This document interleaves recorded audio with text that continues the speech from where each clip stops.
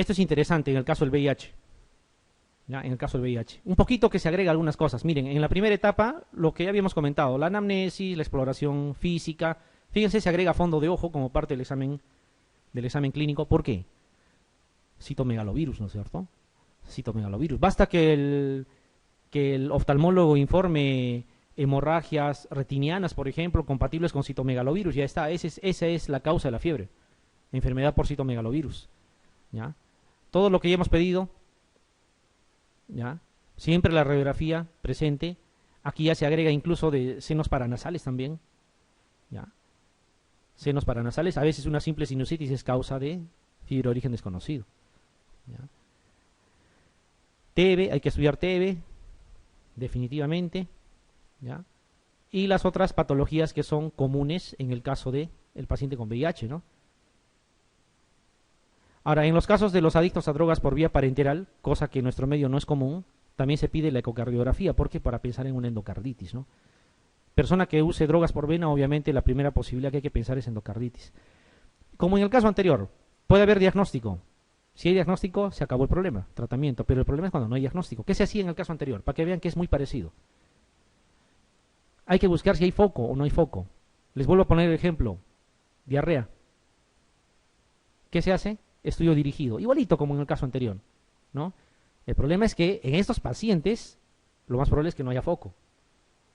¿Ya? Y cuando no hay foco, en ellos sí hay una segunda etapa. ¿Ya? Hay una segunda etapa. Y esa segunda etapa es hacer estudios de imágenes de mayor generación y estudios invasivos también. En ellos se puede terminar haciendo más comúnmente biopsias de hígado, biopsias de tejido, a veces hacer biopsias incluso cerebrales, etcétera, dependiendo, ¿ya? Pero más o menos la secuencia es la misma. Exámenes generales, los que corresponde. Si no hay diagnóstico, hay que buscar foco. Más o menos ese es el mensaje, hay que buscar foco. Por ejemplo, si es un paciente que tose y sigue tosiendo y tiene fiebre de origen desconocido, ¿cuál es el foco? Pulmonar. Entonces el diagnóstico tiene que estar dirigido a eso. Empezará con una broncofibroscopía, empezará con tomografía de pulmón y terminará de repente haciendo una biopsia pulmonar si es que no se llega al diagnóstico. ¿Ya? Pero no está bien, digamos, que en ese paciente que está tosiendo estén buscando coproparasitológico seriado, intentando hacer colonoscopías. No, porque hay un foco. Más o menos a eso se refiere. Bien. Entonces, dentro de este mismo concepto, ¿qué cosa es una bacteriemia? ¿Qué significa bacteriemia? Para que lo diferencien de qué significa candidemia, por ejemplo. ¿Qué cosa significará parasitemia? Hace referencia al torrente sanguíneo, ¿no? Bacteriemia significará pues que hay bacterias vivas, viables, en sangre, ¿ya? Lo mismo que en el caso de la malaria hay parasitemia, o sea, hay esos parásitos en sangre, y lo mismo que cuando hablamos de candidemia significa que hay cándida en sangre, ¿ya? Eso es bacteriemia, presencia de bacterias viables, vivas, en sangre. Y hay conceptos que hay que recordar, ¿ya? Hay conceptos que hay que recordar. La presencia de bacterias viables, que estén vivas a nivel del torrente circulatorio, significa bacteriemia. ¿Esto cómo se traduce clínicamente? Es muy poco probable que una persona con bacteriemia esté asintomática. Yo diría casi imposible. Normalmente las personas con bacteriemia tienen fiebre, escalofríos, postración, mal estado general, hasta a veces trastorno del sensorio, o sea, no es una cosa tan simple como uno podría pensar. Y asociado a esto de bacteriemia viene el síndrome de respuesta inflamatoria sistémica. Este síndrome de respuesta inflamatoria sistémica, como saben ustedes, es de diagnóstico clínico, más que de laboratorio, ¿ya? Diagnóstico clínico. Se dice que 2 o más de estas características hace que, digamos, este paciente tiene un síndrome de respuesta inflamatoria sistémica. No se necesita 38,3 aquí, se necesita 38 nada más. Temperatura más de 38 o en todo caso menos de 36. ¿Ya? Yo preferiría que tenga más de 38 que tenga menos de 36. ¿Ya? Cualquiera de las dos es un criterio. La taquicardia, otro criterio, se define como más de 90 la frecuencia. ¿Ya? La taquipnia también, más de 24. Cualquiera de los tres son criterios. Fíjense, todos son clínicos. Una persona que viene con fiebre y que viene con taquicardia, suficiente, ya tiene 2 criterios, ya es síndrome de respuesta inflamatoria sistémica. ¿ya? Si agrega la frecuencia respiratoria, mejor todavía. Y también hay parámetros laboratoriales.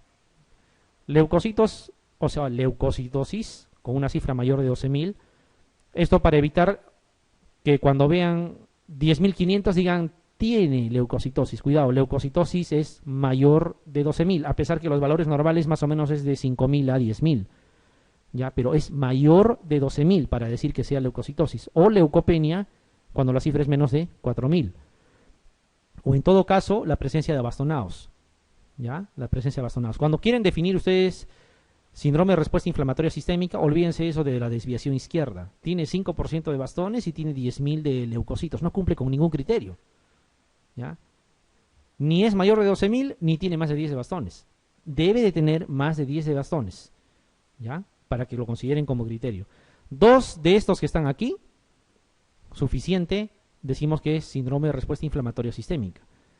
Cuando hablamos de sepsis, sepsis no es otra cosa que ese mismo síndrome de respuesta inflamatoria sistémica, pero cuyo origen sea causado por una infección bacteriana. Ahí decimos que es sepsis. No es que sepsis sea una infección generalizada, eso es un argot que no tiene sustento. Sepsis es el síndrome de respuesta inflamatoria sistémica ocasionado por una infección bacteriana. Cuando decimos que es sepsis severa, cuando esa sepsis, es decir, ese síndrome de respuesta inflamatoria sistémica, está ocasionando signos de hipoperfusión, o sea, por ejemplo, palidez, piel fría, diaforesis, ¿no? Pulsos filiformes, ¿ya? Eso es un conjunto de síntomas que nos dicen que está habiendo hipoperfusión, o sea, poca irrigación a nivel de tejidos, y más aún si nosotros encontramos hipotensión, ¿ya? Si encontramos hipotensión en el contexto de un paciente con infección, eso es una sepsis severa. Obliga, ¿qué cosa? A usar, primero, reposición de volemia. ¿Cómo se repone la volemia? Aprovecharemos ya que estamos hablando.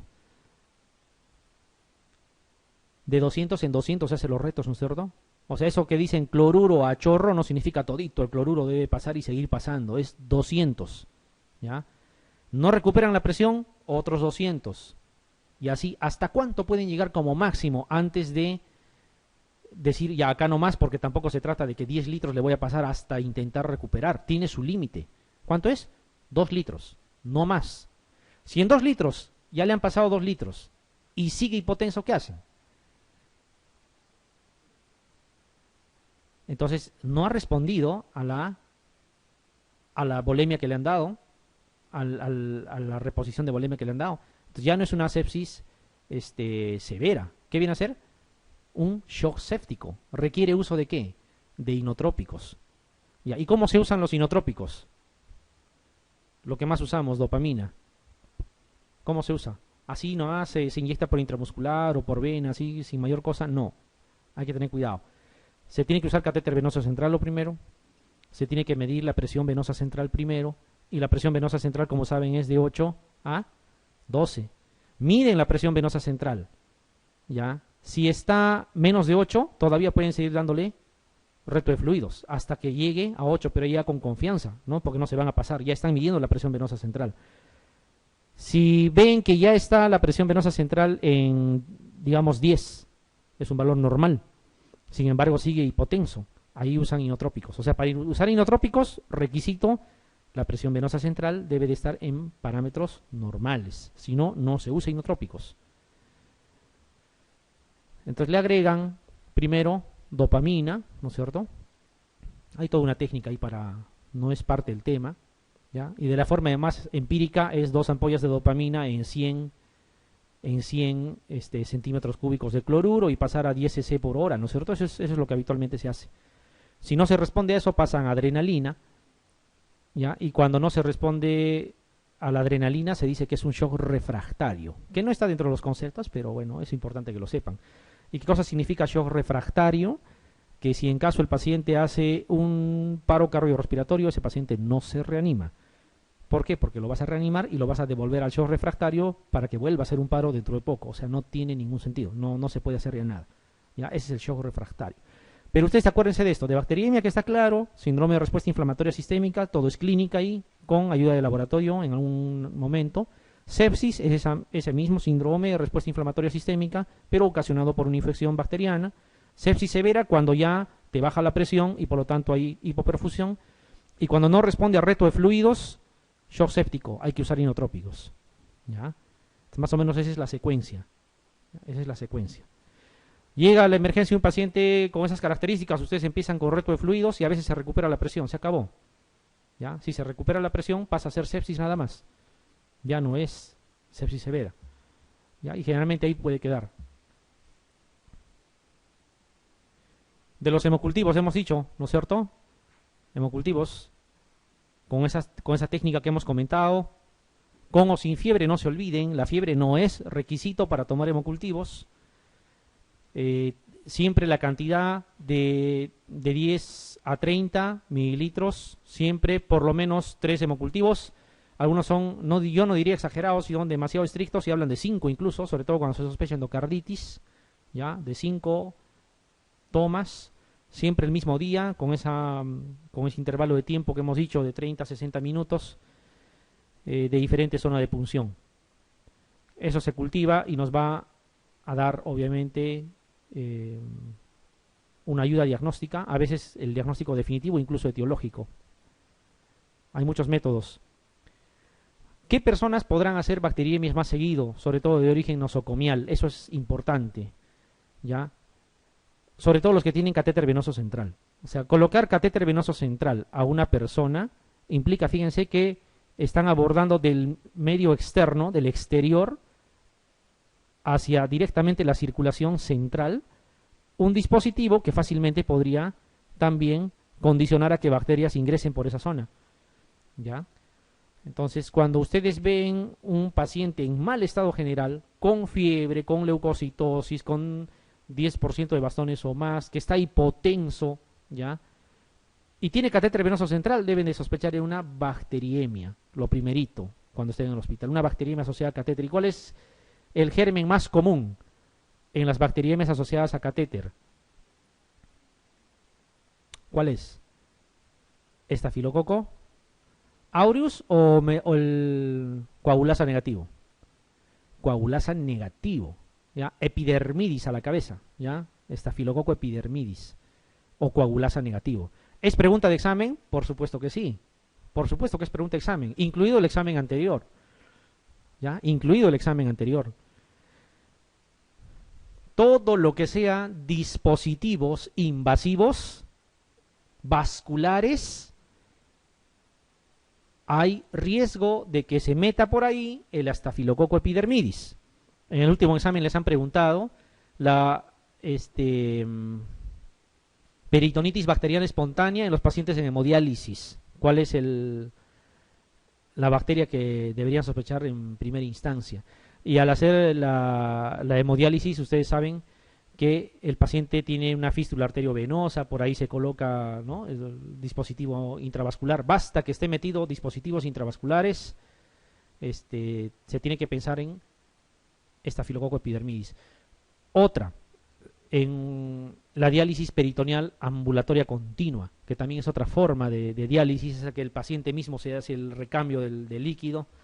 Lo mismo, ¿ya? Es un dispositivo invasivo, por lo tanto, estafilococo epidermidis va a la cabeza, ¿ya? No se olviden, ¿eh? Todo lo que sea dispositivos intravasculares, estafilococo epidermidis, o sea, coagulasa negativo. Acuérdense que el único coagulasa positivo es estafilococo aureus. ¿Con qué se trata los coagulasa negativo? Con vancomicina de entrada. ¿Por qué? Más del 75% son resistentes a oxacilina, entonces no estamos para intentarlo, ¿ya? Con vancomicina tienen que tratarlo. No se olviden, estafilococo epidermidis, eterna pregunta de examen. Están variando las modalidades de pregunta, pero siempre preguntan por estafilococo epidermidis. Cosas que se tienen que hacer, que parecen, no sé, pues, alguna vez incluso cuando uno empieza a leer el tema, pareciera porque no es una cosa incluso dirigida a los médicos. Dicen, esto será pues para el personal de enfermería, dicen, lavado de manos, cuidado. No. ¿Ya? Hay muchas preguntas que hacen referencia al lavado de manos. Les voy adelantando. El lavado de manos es la medida a nivel mundial, no estoy hablando de que sea en el Perú, a nivel mundial, que ha demostrado ser la más eficaz en bajar las tasas de infecciones intrahospitalarias. ¿Ya? ¿Cuál es la medida de control? Lavado de manos. Hay otras más, que es por ejemplo el aislamiento. Cuando hablan de aislamiento no significa agarrar al paciente y llevarlo a un sitio diferente. ¿Ya? Aislamiento, hay varios tipos de aislamiento. ¿Ya? Aislamiento por contacto, por ejemplo, significa usar guantes, significa lavarse las manos, significa usar un estetoscopio en especial para ese paciente y no tener que usarlo en los demás. Ese es aislamiento de contacto. El paciente sigue en su lugar. ¿Ya? Aislamiento por vía aérea es usar mascarillas, ¿no? Si el paciente es tosedor crónico, ponerle una mascarilla adecuada para que no nebulice ¿no? De repente las bacterias que puede exhalar, cosas así. Entonces, aislamiento no significa llevarlo al paciente a otro lugar, significa tomar medidas que sean importantes.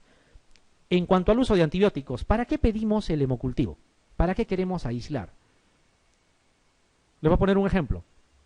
Si yo empiezo la terapia porque el paciente está internado y yo digo pseudomonas, gram negativos, puede ser, pero también puede ser estafilococo porque ha estado con intubación, entonces le voy a dar, ahí sí, vancomicina, por ejemplo, con un carbapenén, perfecto.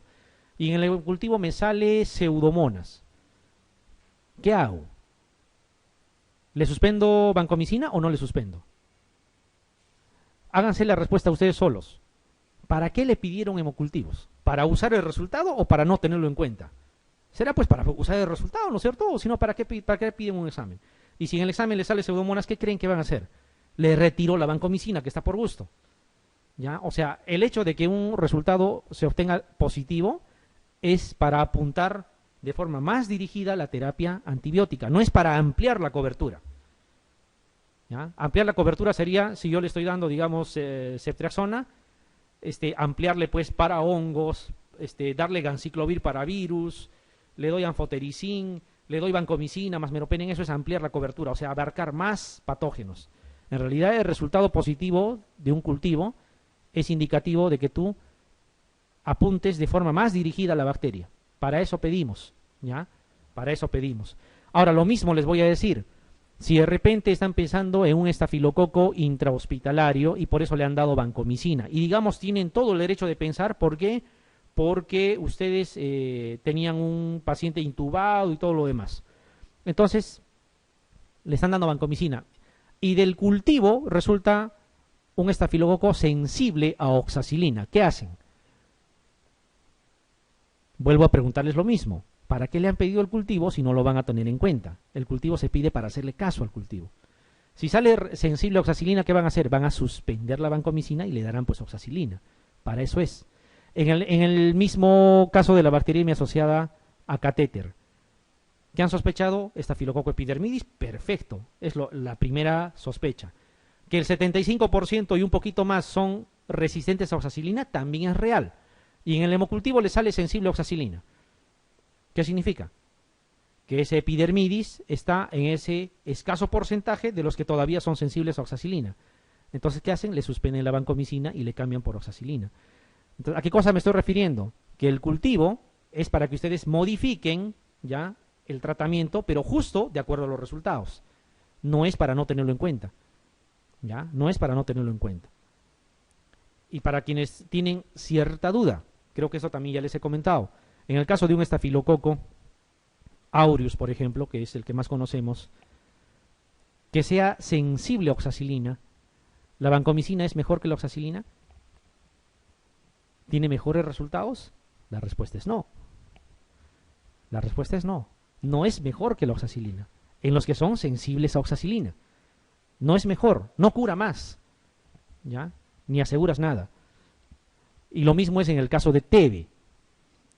Tuberculosis, ustedes saben, tiene un abanico de posibilidades. Una de ellas, por ejemplo, es el multidrogo resistente y hay un tratamiento estandarizado para los multidrogos resistentes. Si por decir, por mi desgracia, me da tuberculosis, yo podría asegurarme, tomando un esquema multidrogo resistente pensando que es mejor que el esquema 1, la respuesta también es no. Si yo tengo un bacilo tuberculoso que es sensible a los antituberculosos, y yo puedo tranquilamente usar el esquema 1, no me aseguro nada tomando el esquema estandarizado. No tiene el mismo rendimiento. Su rendimiento es menos que el esquema 1 para los que son sensibles. ¿ya? Entonces, ¿qué cosa queremos dejar en claro? Que el tratamiento hay que individualizarlo. Si ustedes pidieron cultivos, es con la idea de detectar a la bacteria, ver su patrón de resistencia y darle el tratamiento que corresponde, ¿ya? Entonces no es para, digamos, aumentar la cobertura, porque no tendría sentido pedir ya los exámenes en ese caso. No se olviden, principal medida, lavado de manos. ¿Qué tiene que ver? ¿Qué tipo de aislamiento es el lavado de manos? Aislamiento por contacto, ¿ya? No significa llevarlo al paciente a otro lado. Usar mandiles, ropa descartable, etcétera, también es aislamiento por contacto. Aislamiento por vía aérea, ya hemos dicho, será pues campanas extractoras, será el uso de mascarillas, ¿ya? Cosas así. Sin embargo, dentro de las bacteriemias hay una variante que no es propiamente una bacteriemia, sino más bien la candidemia. La candidemia es la presencia de cándida, sobre todo cándida albicans, que es el más común, a nivel del torrente circulatorio, ¿ya? ¿Cualquiera puede hacer eso? No. Hay condiciones que te van a favorecer esta entidad clínica. Uno es que estés colonizado por cándida, ¿ya? Otro, fíjense, antibióticos de amplio espectro. El hecho de usar por gusto antibióticos puede hacer que tu paciente en algún momento haga candidemia. Y la candidemia es casi un pasaporte al más allá, por si acaso, no es una gracia, ¿ya? Hay que tener cuidado. Estancia prolongada en unidad de cuidados intensivos. Y estancia prolongada se entiende por más de 3 días nada más. Más de 3 días ya se considera estancia prolongada. Hay que tener cuidado también. Miren, catéter venoso central, no es cuestión de colocar por colocar, ni colocar porque quiero practicar. O sea, si necesita, pónganle. Si no necesita, no hay que invadir al paciente. Lo condicionas a situaciones de riesgo. Y así hay varias posibilidades. Pero la que les van a colocar en el examen, porque las veces que han preguntado siempre han puesto esa situación, es la nutrición parenteral. Donde ustedes vean paciente con fiebre, con antecedente de nutrición parenteral, les están diciendo candidemia, ¿ya? No se olviden, nutrición parenteral total. Basta que les diga nutrición parenteral total, ese dato no está de más. Significa, les está soplando, les está avisando de que tienen que pensar en candidemia. Por si acaso, si ustedes encuentran un cultivo de orina con cándida, eso no es candidemia, eso es candiduria. Candidemia es que en el hemocultivo crezca cándida, lo cual no es muy común. Y eso es lo que tienen que tratar. ¿Con qué lo van a tratar? Primero les aviso cómo a veces encuentro tratamientos. Fluconazol una vez por semana, 150 miligramos. ¿Qué opinan de ese tratamiento? ¿Servirá de algo? O a veces encuentro fluconazol cada 24 horas, 150 miligramos por 7 días. ¿Servirá de algo? Tampoco. ¿Ya? El tratamiento es con anfotericin. ¿Ya? El tratamiento es con anfotericin. Y si quieren usar fluconazol, tienen que dar una dosis correcta, de 600 a 800 miligramos por día. Y por endovenoso. Esa es la forma de tratar una candidemia. ¿Fluconazol se puede usar de forma diaria? La respuesta es sí también, sí se puede usar. Sino que la gran mayoría de las veces se receta, pues claro, obvio, son micosis nada complicadas, ¿no? Y se receta una cápsula de 150 miligramos por semana, está bien, ¿no? Pero hay que tener en cuenta que el fluconazol se puede usar a mucha más dosis y de forma más seguida, sin ningún problema. Por ejemplo, les pongo el caso de la criptococosis meningia. Las 2 primeras semanas es anfotericin, y luego viene 10 semanas de tratamiento, ¿ya? Si es por vía oral, con fluconazol de 150 llegas a 900 miligramos, o sea, 6 cápsulas diarias durante 10 semanas. No pasa nada, ¿ya? No es que el hígado se va a malograr ni pone en riesgo nada. Esa es la dosis que corresponde, ¿ya? Entonces, no significa que se debe de dar una vez por semana. En algunas se darán una vez por semana y hay otras patologías que hay que dar de forma diaria. ¿Ya? En la candidiasis esofágica es 150 miligramos también cada 24 horas durante 14 días, por ejemplo. Esto les comento porque a veces uno receta y el primero que lo rechaza es el de la farmacia, ¿no? ¿Cómo te han podido dar de esta forma? Dicen, esto es una vez por semana. Claro, una vez por semana está bien, es para algunas patologías. Sobre todo micosis superficiales que no implican mayor trascendencia, pero para cosas más severas está permitido, se puede usar a más dosis, ¿ya? Entonces, regresando al tema, candidemia, por si acaso hace referencia, cándida en sangre. No cándida en uñas, no cándida en orina. ¿Cómo se trata la candiduria? O sea, cándida en orina. Generalmente en personas que tienen sonda vesical se va a presentar. ¿Cómo se trata? Retirando la sonda. Punto. Ese es el tratamiento. Se retira la sonda y se hace cambio. ¿Ya? No se da siquiera tratamiento farmacológico. ¿Ya? Pero la candidemia, o sea, cándida en un hemocultivo, eso sí se tiene que tratar. ¿Con qué? Con anfotericin. ¿Ya? Con anfotericin. No se olviden, ¿qué pacientes? Nutrición parenteral total. ¿Ya? Nutrición parenteral total. Eso es lo que les van a mencionar. Y los factores de riesgo que más comúnmente se observan es, por ejemplo, aquellos posoperados de cirugía de abdomen, y más aún si son 2 o 3 veces, estancia prolongada, antibioterapia de amplio espectro. Son los 3 que más entran a tallar. ¿Ya?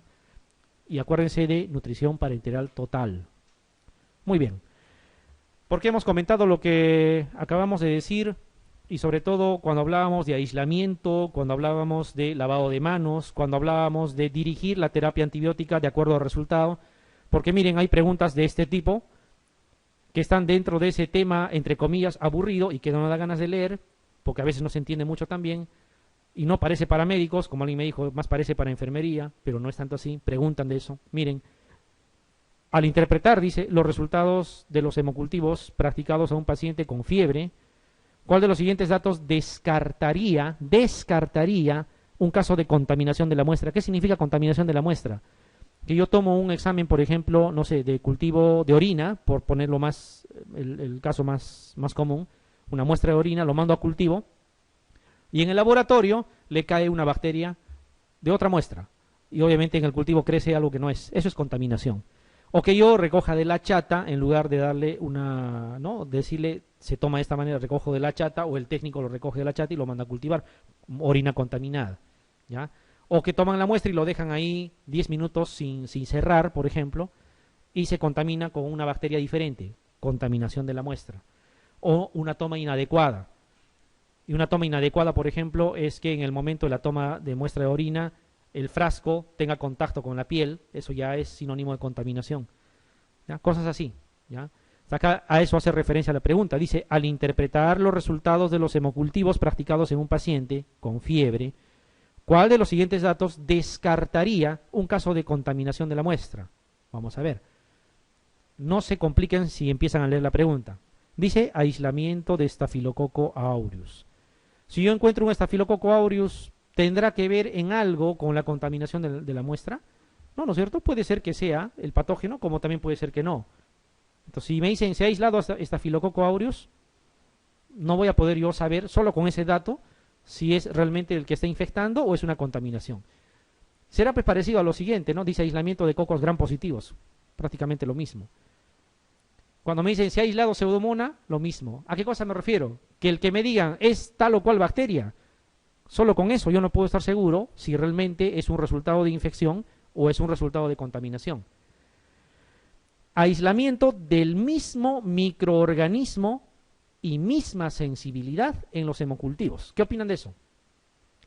Si yo digo, por ejemplo, en los 3 hemocultivos ha crecido E. coli y en los 3 tiene el mismo patrón de resistencia, y yo sé que he tomado de diferentes zonas de punción la muestra adecuada y lo he mandado, ¿podría ser que esté contaminada las 3 a la vez?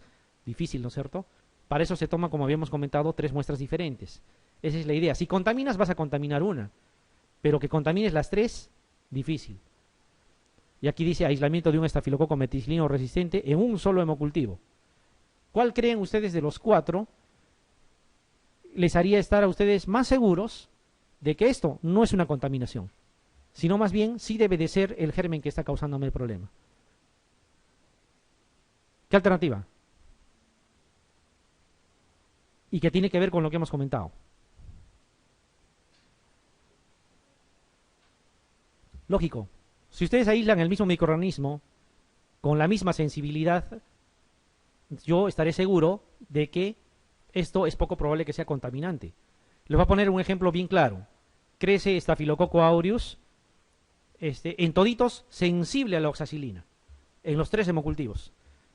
Sería raro que yo en el brazo derecho haya contaminado con Staphylococcus aureus sensible a oxacilina, en el brazo izquierdo he vuelto a contaminar con la misma bacteria, o sea, con Staphylococcus aureus sensible a oxacilina, y cuando he tomado una muestra de catéter venoso central he vuelto a contaminar, no, ya sería el colmo, ¿no es cierto? Mucha suerte, así lo intenten, no lo van a lograr, ¿ya? Por eso es que se toma 3 muestras, ¿ya? Si contaminan, van a contaminar una muestra probablemente, en el peor de los casos, lo ideal sería ninguna. ¿Se entiende eso? Ya. De las siguientes normas para el control de las infecciones nosocomiales, ¿cuál cree usted que es falsa? No hemos hablado de ninguna norma hasta ahora, ¿ya? Pero hay cosas que se tienen que responder con lo que estamos comentando, ¿ya? Con lo que estamos comentando. Alguien me dirá, nos han preguntado sobre normas. A veces ese tipo de comentarios se escucha después del examen. Nos han preguntado sobre la norma técnica. No tengan miedo cuando les pregunten así. Normalmente no les están preguntando cuál es el número de la ley o en qué párrafo o artículo dice tal cosa. No les van a preguntar así. Les van a preguntar por el contexto. Y el contexto obedece a cosas muy lógicas. A ver, vamos a ver. Voy a cambiarles la pregunta incluso. Les voy a decir, si ustedes fueran quien dieran las normas, ¿cuál de las que están acá no la darían? Que sería lo mismo a decir cuál es falsa. Dice, retirar los aparatos invasivos con prontitud cuando dejen de ser clínicamente necesarios. Quiere decir, si yo coloqué un catéter venoso central y ya el paciente no necesita el catéter venoso central, ¿será correcto que lo retire o lo dejo ahí por un tiempo indeterminado? Lo correcto es retirarlo, ¿no es cierto? Si yo coloco una sonda vesical, ¿ya? Después de una operación, por ejemplo, de prolapso vaginal, ¿ya? Y veo que ya no lo necesita, ya ha recuperado la fisiología, ¿será correcto que lo deje ahí? No, ¿no es cierto? Porque sería una puerta de entrada para que pueda haber infecciones. Entonces, esto dice retirar los aparatos invasivos con prontitud cuando dejen de ser clínicamente necesarios. ¿Sería algo correcto o no? Claro que sí. ¿En qué norma está? Yo mismo no lo sé. No sé de qué norma le estará hablando, ¿ya? Pero, por lógica, es una norma que está bien. Limitar la profilaxis antimicrobiana quirúrgica al periodo perioperatorio. ¿Qué significa? No hemos hablado todavía de esto, pero ustedes saben que para ingresar a cirugía se hace profilaxis antibiótica. Cuando hablábamos de clasificación de antibióticos, habíamos dicho que se usaban cefalosporinas de primera generación. Estas cefalosporinas de primera generación se debe de administrar en el momento de la inducción anestésica. ¿Para qué? Para que en el momento que empiecen a operar justo esté en concentraciones adecuadas en sangre. No se administra una semana antes, ni se administra peor aún después ya de la operación, ya no tendría sentido, ¿ya? Por eso es que dice se debe de administrar en el periodo perioperatorio, ¿ya? Y dice limitar, significa para que no estén dando antibióticos, por ejemplo, desde una semana antes, diciendo estoy haciendo profilaxis. ¿Por qué? Porque eso puede seleccionar cepas resistentes de otro tipo de bacteria. Y entonces, estaría correcto que le digan, van a dar la profilaxis solamente en el momento antes de la cirugía o previa a la cirugía, y no desde mucho antes ni pasarse a tiempo después. Hablando de profilaxis, también es correcto, ¿no es cierto? Tomar medidas de aislamiento en los pacientes infectados. ¿Qué opinan? Un paciente infectado, ¿puedo llevarme las bacterias de un paciente a otro paciente si no me lavo las manos? ¿Y lavarme las manos qué es? Aislamiento de contacto. Por eso les digo, tomar medidas de aislamiento. Olvídense que aislamiento es agarrar y aislarlo a un paciente. Eso no es medida de aislamiento. Claro que sí se ve en el hospital. Interconsulta, llegas, cama 25. No hay la cama 25. ¿Y dónde está la cama 25? No, está en aislamiento. Pero yo no veo a nadie. No, ahí está al fondo, con biombos. ¿Creen que eso es aislar? Aislamiento no significa aislarlo, marginarlo al paciente. Significa tomar medidas para no trasladar patógenos de un paciente a otro. Como hemos dicho, medidas, aislamiento de contacto, por ejemplo, usar guantes, cambiarme de mandil, usar un solo estetoscopio en ese paciente o exclusivo para él. O aislamiento de vía aérea de repente, ¿no? Usar mascarillas. Eso es aislamiento, no significa aislarlo. Entonces, ¿qué opinan de tomar medidas de aislamiento en pacientes infectados? Claro que sí, incluye lavado de manos, aislamiento por contacto. A ver, ¿qué me dicen? O sea, ¿está correcto hasta ahí? Ampliar el espectro del tratamiento antibiótico una vez aislado el germen patógeno. ¿Qué opinan? Por ejemplo, estoy dando, voy a poner un ejemplo, imipenem a una paciente que tiene una pielonefritis. Sale el urocultivo y me sale una E. coli. E. coli sensible a cefalosporinas. ¿Qué es lo correcto? Retirar el imipenem y darle una cefalosporina. ¿Qué sería lo contrario? Ampliar la cobertura. No, como salió una E. coli de este tipo, mantén el imipenem y agrégale vancomicina. Eso es ampliar el espectro. ¿Sería lógico? ¿No es cierto?